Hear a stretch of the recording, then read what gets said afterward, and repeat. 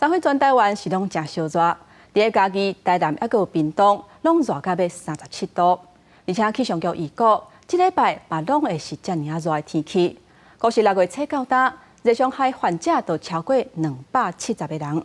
提醒观众朋友，茶都要加啉寡，嘛要预防着暑的情形。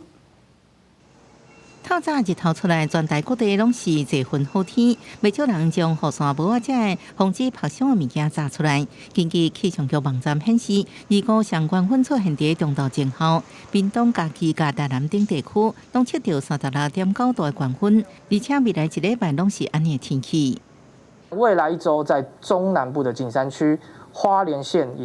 以及台东比较偏北的纵谷这一个区块呢，可能要留意温度都还是比较高一点点啊。天气真热，除了爱防止晒伤，也爱避免热伤害。根据卫福部统计，6月初到20，热伤害有276人次，接近去年6月几个月280人次。医师也警告，热伤害若处理无好，可能会予器官衰竭，死亡率恐惊超过3成，尤其是老大人。我们人体能够降热最大的一个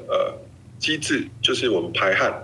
可是这个排汗的功能呢，到了年纪大的老人以后，它会下降，所以它散热的速度就没有这么快。气象局提醒，15到29拜四，各地接近山区会有中到季候落西北雨，甚至有小范围剧烈天气出现单雷公、强降雨顶，雨势可能会落到半暝啊。到拜5、拜6天气更较无稳定，提醒民众出外时阵会记查雨伞。记者综合报道。这几天